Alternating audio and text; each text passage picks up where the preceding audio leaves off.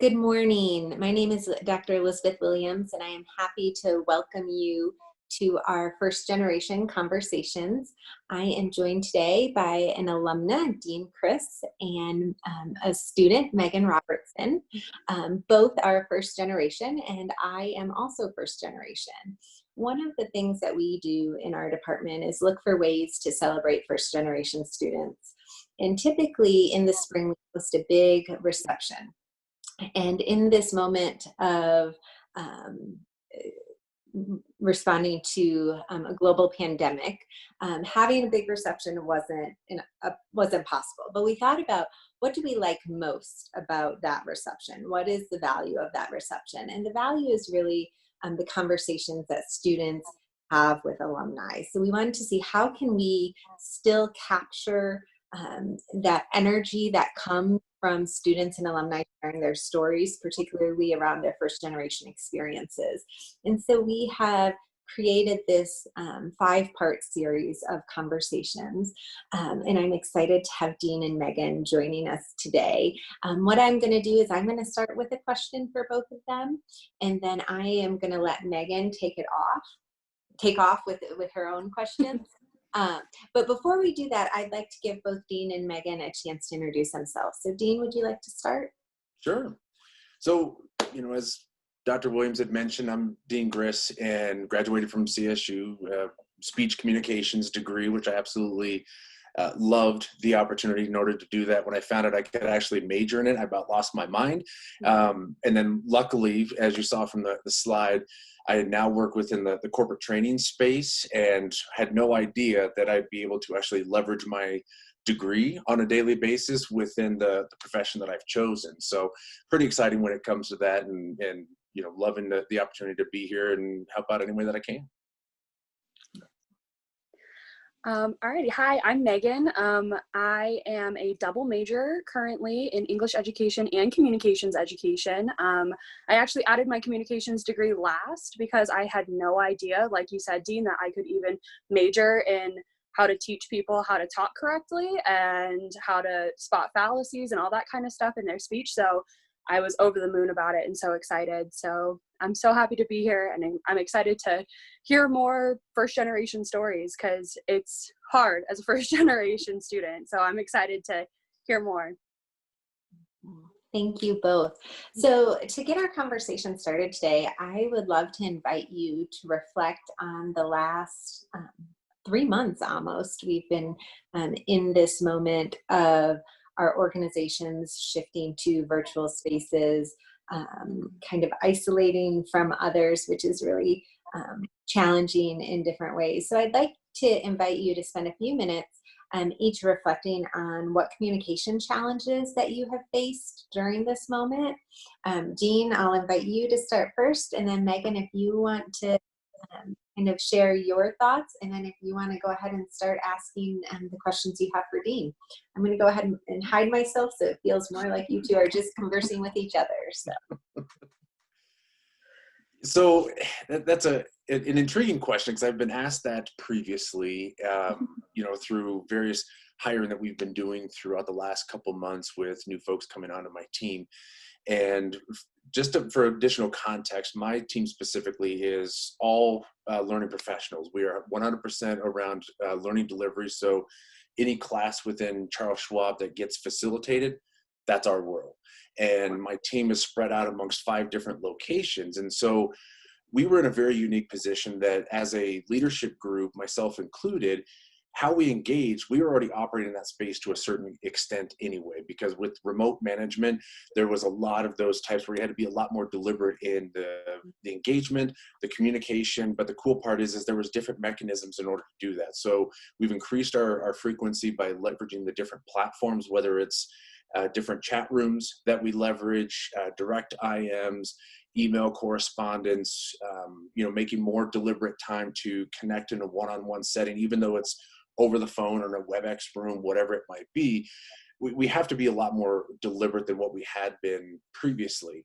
For our purposes and what we actually deliver, we were in a pretty unique scenario that about 40 to 50% of the courses that we delivered and trained to the professionals that we work with were already, or could already be delivered in a virtual perspective. And so when everything came crashing down for us, specifically as the week of March 16th, within 1 week, we had to take all the classes that were scheduled, because that week, everything that we had was live.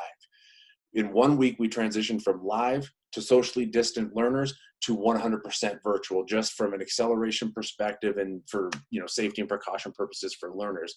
And my team activated extremely well. And because we had expertise in that virtual space and delivering training, we were able to kind of rally and share best practices and make those transitions. So it was rocky, it was difficult, but when we think about just, training classes and so forth, that having that expertise and already having a knowledge around that helped with that transition. And then the same thing from a remote management perspective, we just had to up our game in regards to not leaning on, if you sat in the same building as some of the folks that reported directly to us, we didn't have that luxury anymore. So those would be some of the biggest things that stood out.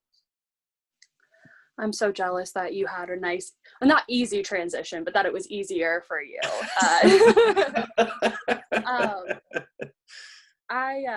Of course, school was difficult, and especially finals online, that was really tricky for me. I'm not a big online learner. I'm very social, and I like to sit in the classroom and chat with everyone. But like Dr. Williams said, the hardest part for me has really been the people that I'm missing.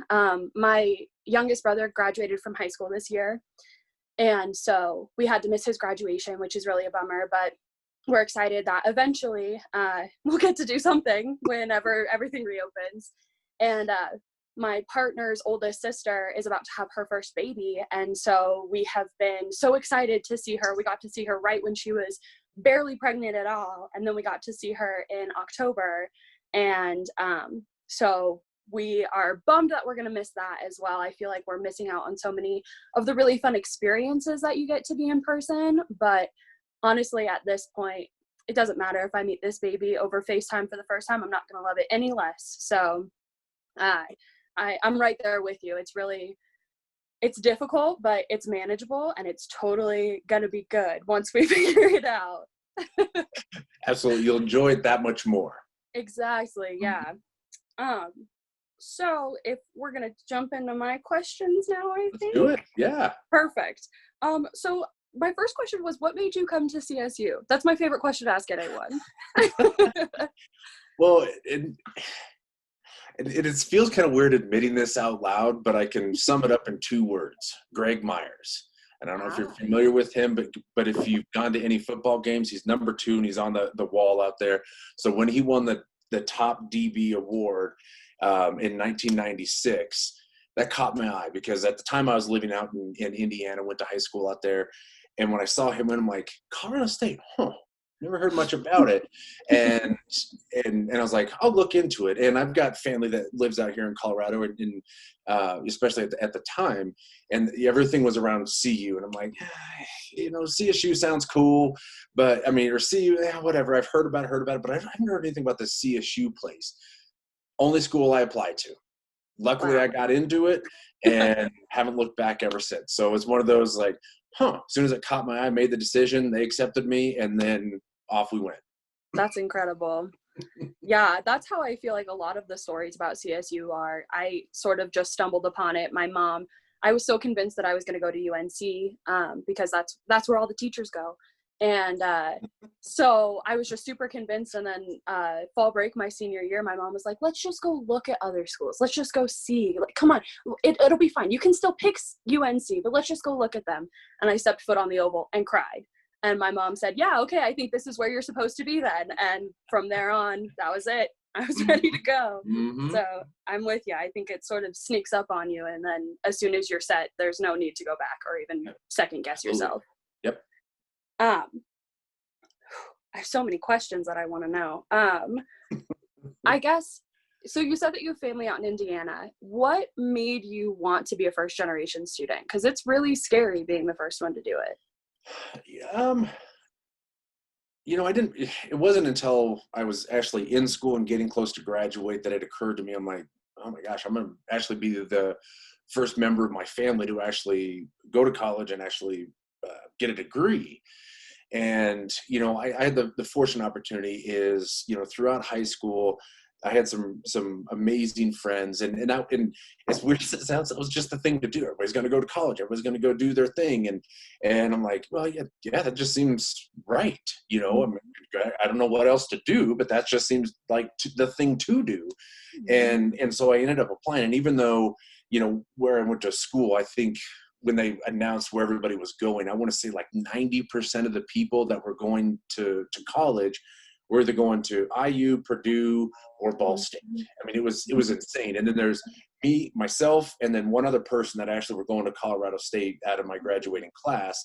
She played basketball for about a year, and then I think moved back home. But either way, it was still an interesting scenario. And, you know, so there really wasn't, you know, pressure. There really wasn't any difficulties. It was just the group that I had a chance to really hang out with, that really was part of my formative years, I guess, from a high school perspective. That's really what, you know, launched it into that. And then once I got there, I'm like, oh my gosh, she was absolutely fantastic. And I wanted a degree because there's, you know, so many cool things that can do. And what I found is it actually helped open doors, you know, just having that moniker to saying, oh, I've got a degree. You know, so I think from that vantage point, I think if anything, it's probably a very prideful thing for me now, because I can look back and we've got two small little ones, and knowing that, you know, if they decide to go to school, awesome. If they go to CSU, even better. But, you know, we'll cross that bridge when we get there. But yeah, it was still a really cool moment, really cool opportunity, but nothing that I would say was difficult, if you will. That's awesome. Did you have a lot of like support from your family, and were they like really encouraging you to leave the state? You know, so the really how it broke down is I lived with my mom. We lived out in Indiana.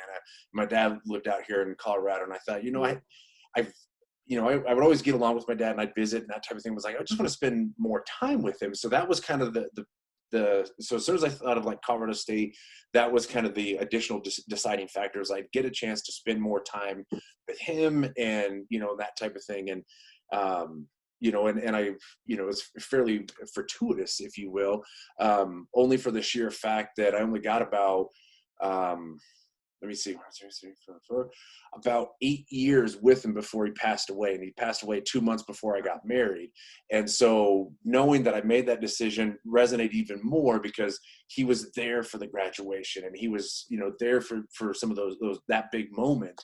And knowing that, you know, out of my entire life, I had a really, you know, small snapshot in a lifetime perspective to really spend some time with him. So that part was pretty invaluable. So everybody was always supportive, and always like, why are you doing that? That's crazy. I never got any of that. I think if anything, there was instances where, if, you know, when finals came around, if there was like that stress, you know, Megan, I know you mentioned that when we were getting ready to set this up, you're like, oh, when we're switching to this and finals, and oh my God, if you haven't experienced it, you don't know really what it's like. And so I think that, you know, relating to some of those issues was probably the hardest part, but it wasn't, you know, it didn't make things difficult.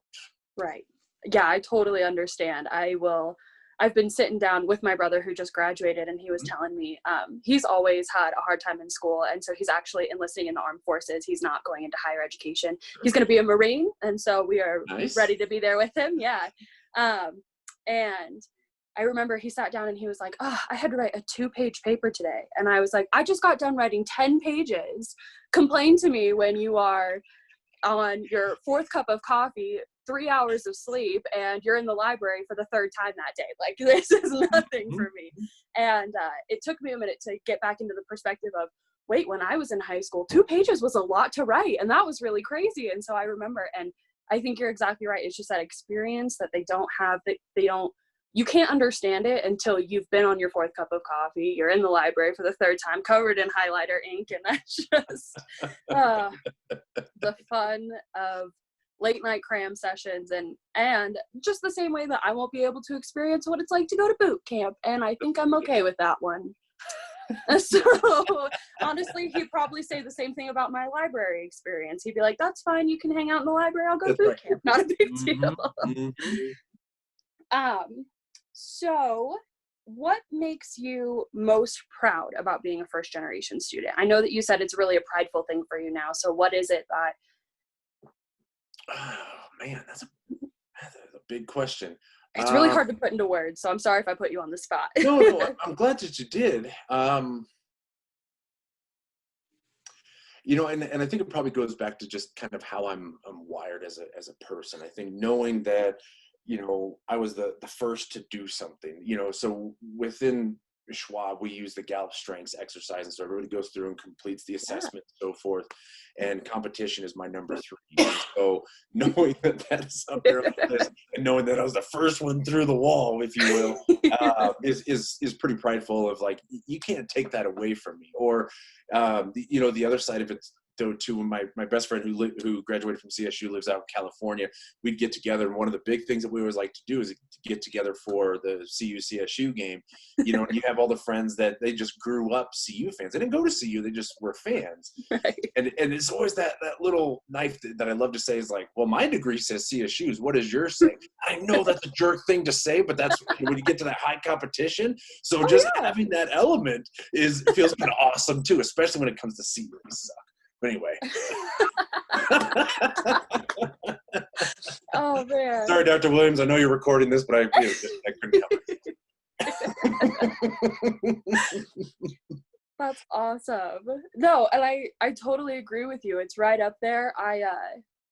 I feel like there's so much pride in saying, that's right, I'm a first generation student, and I did this all on my own. Not necessarily all on your own, because of course you've got the support of the other people around you, but like we were talking about, you don't necessarily have someone to go to and say, oh my gosh, I'm really struggling in math. Do you know what the resources are here that I could use? Right. Or, right. So you really, especially we talk about, I was on the liberal arts team for a year and a half at CSU. And I was really excited because all of our team heads always told us, you have to advocate for yourself. You're in a big school. If you want help, you have to ask for it. And so I think that that's even more true for a first generation student, because we don't necessarily even know what to ask at that point. We don't even know where to go to ask for help. And so I think that CSU has an incredible resource booklet, even of just, here you go, here are all of our organizations and here are all of the things that we can do to help you. And I'm so thankful for CSU for that, because it's huge. Well, and I'll add one really quick thing. You know, you talk about like the pride aspect and just the resources for CSU. So when you think about our conversation here today, when that initial email came out from Carolyn, like first generation, and I read it, I'm like, oh wait, that's me. I fall into that category. That's me. Hooray. I was excited. And so I was like, oh, that's me. It's like, let me know how I can help, you know, because it kind of fit, and it's a very unique population that really falls into. So it's almost kind of like a small fraternity, if you will, of folks that can relate to not having, like you just mentioned, that dependency where you can reach out to a family member or whatever, but knowing what other resources are there. And so when you think about something like this, just knowing that you can, you know, log in, watch a recording, like other people get me, is kind of cool too. Right. Absolutely. Well, and that whole feeling of I'm not actually alone. I might feel like I am sometimes, but there are other people who have no idea what they're doing. And there are students who aren't first generation who have no idea what they're doing. And that's totally fine. Absolutely. Yep. Yeah. And that's one of the things like I said earlier, I'm an education student. And so as soon as I saw the opportunity to like go on and talk about it, I was like, oh, this is what I want to do all the time with everyone. And so I would love to do this. And I really got time. And it's just, I love hearing, in my opinion, again, as an English and communications education person, I really like to tell stories and hear stories told to me. And so my biggest thing is that everyone has a story to tell. And I think that whether you're a first generation student or you fall into any of the bajillion things that makes you the incredible human that you are, you have this awesome story to tell. And I'm so thankful that part of my story is that I'm a first generation, and I've got the support of my family and my friends, and I'm here. And as hard and uncomfortable and expensive as it might be sometimes, I'm so happy that I'm here. And Megan, I'm curious, you mentioned something, and I know I'm going off, you know, hopefully I'm not interrupting your questions too much, but I'm curious, when you mentioned like you're the education major in a communication education, if I got that right, Yeah. what was the driving factor for you to get into that space? Well, I've wanted to be a teacher since I was 5. I'm pretty sure it went rock star ballerina teacher. And my mom told me when I came home from kindergarten and looked at her and said, she's the prettiest, smartest person I've ever met. My mom was slightly crushed and inspired because she was like, oh my God, I can't believe that you love school and you enjoy school. And so from that moment on, I was like, I want to be a teacher and there's nothing that's going to stop me. And I bounced back and forth of where I wanted to be a teacher, who I wanted to teach. And then I finally had a teacher my freshman year of high school who I wasn't necessarily hanging out with some good people and I was doing stupid teenager things. And he pulled me to the side and said, what the heck are you doing? You have so much potential. You could be doing so much better. Why aren't you? And so my parents are divorced. And so I never blamed them for anything, but because that I had full-time working parents who weren't necessarily home all the time, I could get away with more than some other kids could. And I never blame my parents for that. It's not that they weren't paying attention to me or that they couldn't pay attention to me. It's that they just didn't have enough time. And so to have a teacher pull me aside and be like, what are you doing? It made me realize that someone else was paying attention to me. And that was really important to me. So then when I got here, I had declared an English education degree because that was who had pulled me aside. And so I knew that that's who I wanted to be.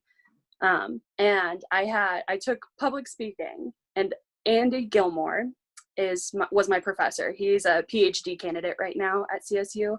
And he was the best professor I have ever had in my whole life. He's hilarious. And he helped his students in any way that he could. And he supported me. And he taught me so much about human compassion in communications that I hadn't realized before. Because there are so many things that you don't realize hurt people. Mm-hmm. And so my whole teaching philosophy is summed up into 3 words: educate, don't retaliate. Now, in the current political climate, that's not necessarily how it works. And I completely understand that. And I am stepping away from it right now. And I still support the retaliation right now. I understand that. I understand the reasoning behind it. But my whole idea is you can't necessarily be mad at someone because they don't know. And it could be something that simple. They don't realize that what they're saying is offensive or hurtful or stupid or any of the words that you want to label it. And so instead, you take that special story that you have that makes you that individual and you use it to teach someone else. And so I think that gives everyone the opportunity to become a teacher and to assume that role and be able to feel like my story matters and I can teach someone because I am different than them, and that's good. Because here's the other thing that Andy taught me. If we all thought the exact same way and did things the exact same way, the world would be so boring, and we don't want that. And so really, he was the one who taught me that you could do this as an educator, and you could take it even further. And so he was actually the one who told me we have a communications education degree. And I was like, whoa, time out, hold on. And I looked at it, and all of my education requirements lined up, so I didn't have to take any other education classes. So it was like 11 extra classes that I had to take or something, and I was on board. I was ready. I was already ready to get a communications minor because I wanted to take so many other classes with Andy Gilmore. But then he told me that's silly. Just get the other degree and you can still take the classes with me. So we'll just make this happen. And so I said, all right. I added an extra semester on my graduation term and I was ready to go. So yeah, nice. It was a long road to get here, but I'm happy that I'm here. 2 degrees as first gen will be hard, but good. Yeah, very cool. I have to ask you, because it's everyone's most uncomfortable question, about money. Did it take you a long time to pay off your loans? Because hands down, that is the thing that I'm most worried about, walking out on a teacher salary. Well, if it makes you feel better, still doing it. Awesome. I don't have 2 degrees, but it's one of those ones where you keep paying it. After a while, you're just like, okay, I'll just keep paying it. And I've probably bought somebody a boat for the amount of interest and crap that I've spent and whatnot. And because it's, it's fairly low interest, and it wasn't, ungodly amounts of money and that type of thing that was being asked, and so forth. So I think that, you know, keeps kicking the can down the river, or, down the road a little bit. And so not paying on the principal.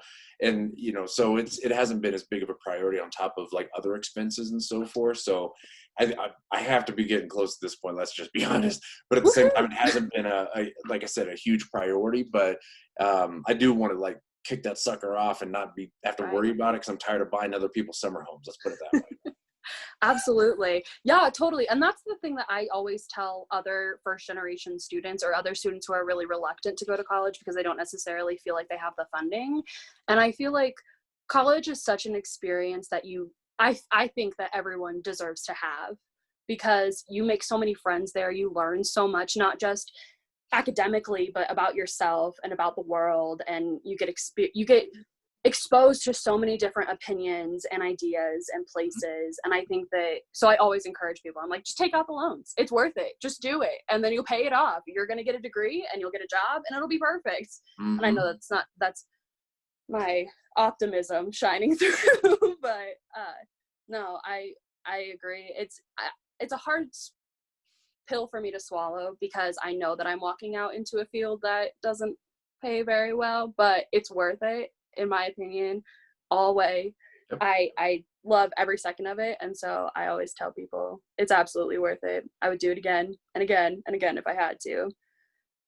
It's just expensive. And even to that point, like you mentioned, that, just making the commitment makes a big difference. And if you make that commitment, I mean, people are willing to work with you, whether it's through, grants or loans or, whatever it might be. But, you said an interesting part, like where you want to go right now is, doesn't have a high paying salary associated with it, which I think is still a shame that teachers aren't paid more, but that's a conversation for a different day.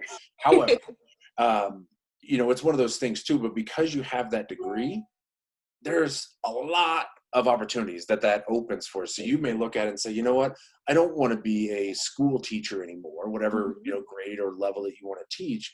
But yet it's still a degree that can be parlayed into a number of different things. I've got a lady on my team currently who has an education degree for, I think, elementary level. And now she operates in the corporate space. And then last year, I was able to promote her into a role where now she focuses on learning analytics. And so because she's got that degree, she's got that experience, she's found ways to parlay that into different opportunities. And so, knowing that specifically, regardless of what your degree ends up being, it's still a degree. And people will say, because you'll see that on job applications, like minimum requirement, degree or X number of experience.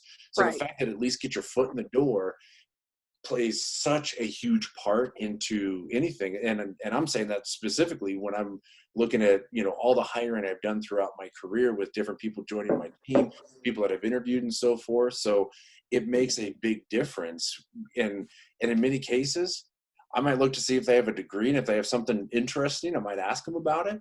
But I don't spend a whole lot of time asking, like, what was the class that you took when you got your degree that you think would be most applicable to this role? No. Right. There's so much value with just going through the experience and having the ability to sink your teeth in and get to work and achieve something. That is what, in my mind, translates extremely well. So hearing you kind of talk through that and so forth is like really, really cool, very powerful. And it's one of those things that it will help open doors as your career progresses. I absolutely agree with that. My partner is getting a degree in actuarial sciences, and you might know what that is, actually. It is, to dumb it down very simply, he's getting a math degree in the statistics of economics. It's like the easiest way that I can put it without going. He really likes lots of probability. And so he was taking a statistics class, I think. And he was like, oh, but I'm so bummed. I could have gotten a B and that would boost my GPA and da-da-da. And I said, okay, I need you to realize that as soon as you walk out and you get that degree, your GPA does not matter anymore unless you're going to grad school. Are you going to grad school? And he goes, oh no, I don't need to go to grad school with my degree. I said, okay, then done. We don't need to talk about your GPA anymore. It's not something you need to stress about like we did in high school. And so we were so much in that mindset of we got to get good grades. We got to do this. We got to, and it was more, we still should get good grades and we still should be putting in our whole effort, but there's so much more that we get to experience in college that we don't get to experience in high school. And so if instead of spending 20 hours on a paper, I only spend 12 hours on a paper, but that's because I went out and got to get pizza with my friends in Old Town because we got to be adults and we got to go out and experience that. It's huge. And it's so different than being in high school. And I think that we have to change that mindset of school is always school and not necessarily the experience of being there and learning both academically and just in general. You learn so much. And so like you were saying, it does matter what degree you get if you choose to follow that degree path, but having a bachelor's degree, you learn so much more of just how to take good notes. In high school, I was awful at taking notes because I just didn't think it was that big of a deal. And now I color code my notes and there's specific highlighters that I use for each class and all that kind of stuff. So my organization skills have gone up immensely just from being in college. So I feel like there are so many real life applications that you can have from college that isn't necessarily just your degree. And so that's another big reason that I always tell people, come to college. It's so much fun. It's totally worth it. I love it. And, and I'll add one thing, like you mentioned, do you take the opportunity to, instead of 20 hours on a paper, you spend 12 hours because you went and got, pizza or whatever. And I think that there's a great deal of power when you look at the practical application side of things, because when you look at, shifting to interviewing for jobs, you got to be able to connect with someone and position yourself effectively to where people can relate with you. But if you spend all your time by yourself in the library, you lose that skill, that social skill, because, and if you can't articulate it, like to me, if you and I were having an interview and I was interviewing you, if you couldn't articulate to me your background and how that translates to what you're applying for, it makes it really hard for me to appreciate where you're coming from. And if you are lacking in those capacities, that's where I think it makes it really hard. And I also think, selfishly, when you think about a communications degree, there's so much value that comes from that, because you do need to lean on that skill set, regardless of your concentration, your focus, whatever your specific degree is. Just being able to articulate that effectively can take you so far. Even you have the degree, and if you can articulate it, man, that opens a ton of doors right there. And it's such a powerful skill. And I have never, in my almost 20 years of interviewing people and leading larger teams and so forth, I have never asked, what was your graduating GPA? No. I want to know, what can you do in this role? Yeah. And you got to be able to articulate that. Absolutely. I always tell people, I'm an English and a communications major. You really don't want to get in a verbal battle with me, because I can point out I'll call your fallacies out by name because I have to know them all. And I can tell you your argumentative skills are not very good and help you improve them and all this stuff. And so my family tells me all the time, just don't even bother. She'll win. Just don't even bother. Oh, Megan, what is so awesome about that is when I was at CSU, my best friend who lives in California now, he was a political science major. And so I had a standard rule with him is it'd be his job to make up a lie. It'd be my job to sell it. That's awesome.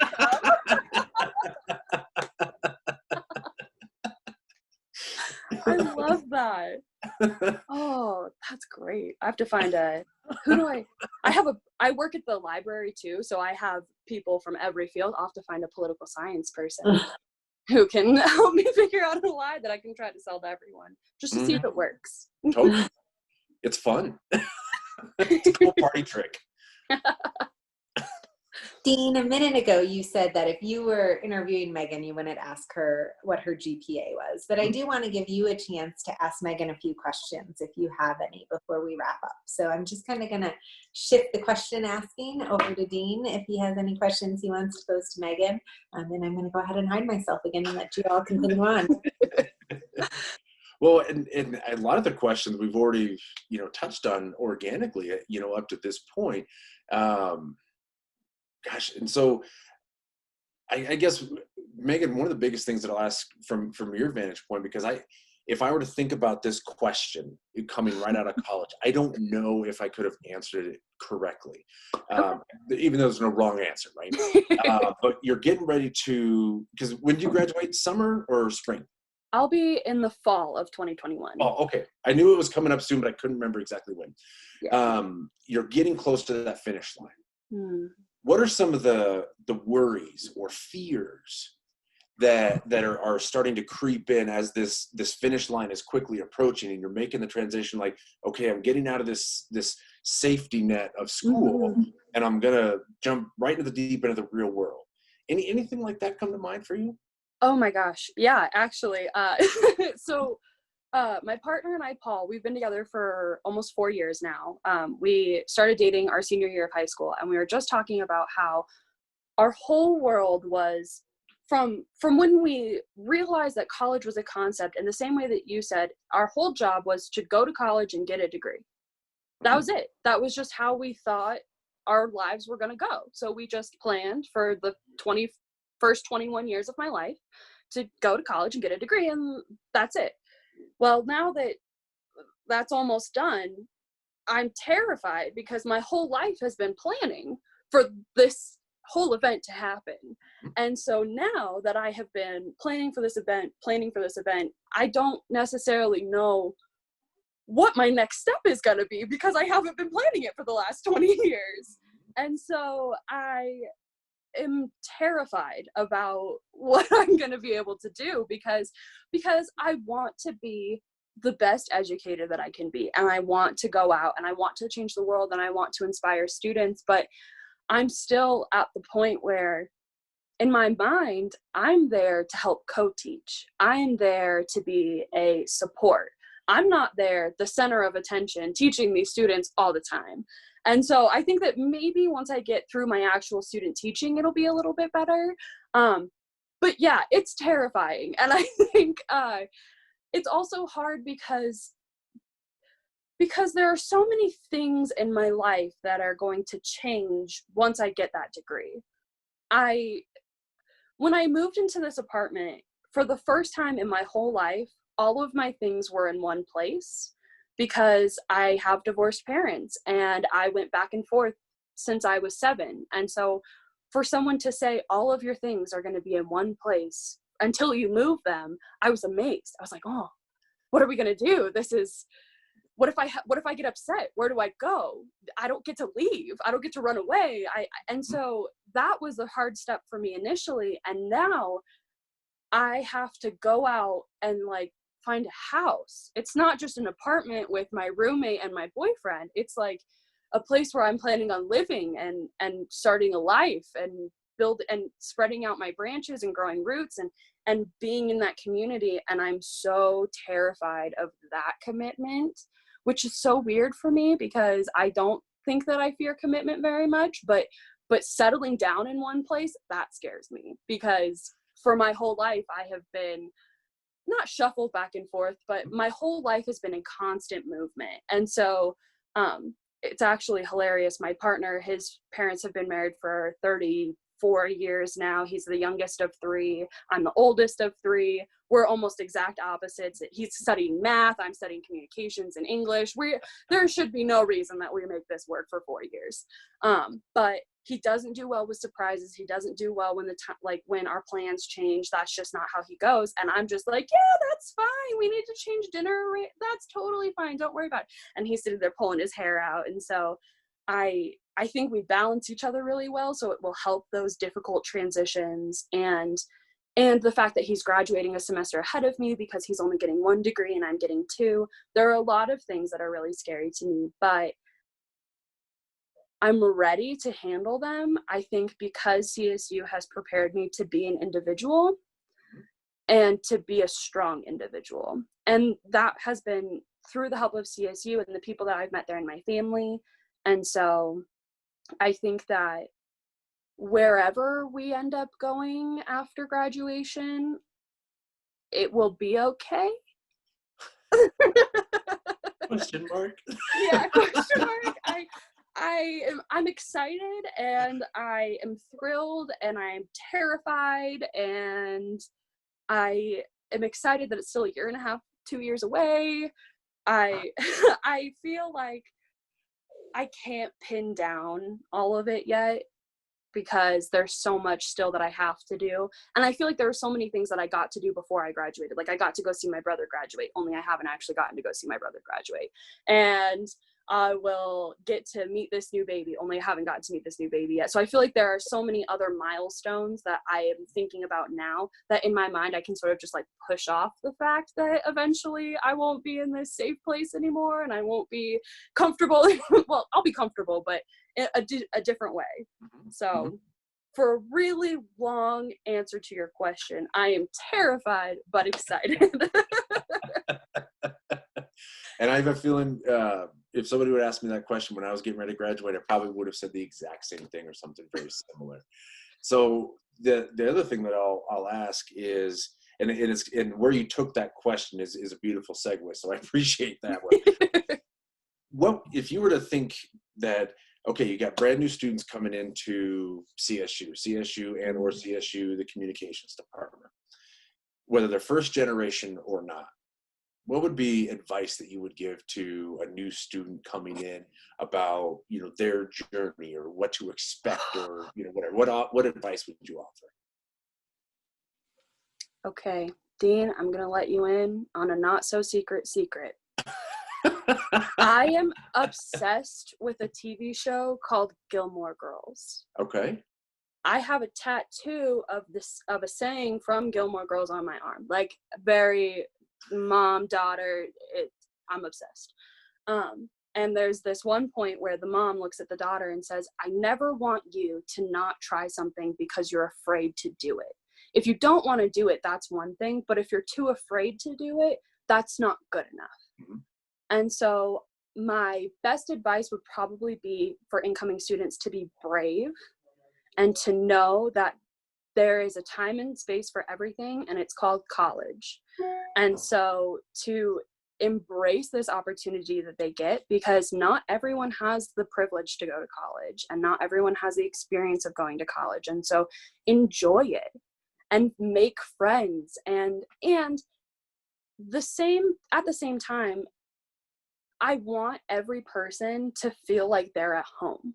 So if you don't feel at home, then maybe this isn't the university for you. And I want you to find that home, because when I walked on the Oval and cried, I knew that this was the best place for me, that there was nothing better than CSU. And so I want for students to feel that they can be themselves and that they can be brave and that they can do things that they never thought that they were going to be able to do. And just because it's scary, it doesn't mean that you can't do it. A lot of things are scary, but that's what makes them moments that you're going to remember. When you went, oh my gosh, I never thought that I was going to be able to talk to random strangers about their first generation experience and get to know them and feel more secure and safe and feel comfortable to share your own story. That's what I want. I want students to know that this is a space for them to be themselves and to take risks. Awesome. Wonderful. Thank you both so much. I think that's a great note to end on. Thank you for your time and for your energy and for engaging in this conversation and for giving other first generation students and students in general kind of a touchstone, right, of a conversation that they can return to and understand that they aren't alone, as you mentioned earlier. This is the third of 5 conversations that we are having. So the next 2 Thursdays, we will have conversations as well with other first generation students and other alumni. So thank you for your time and thank you for your energy. Thank you. Thank you. Take good care.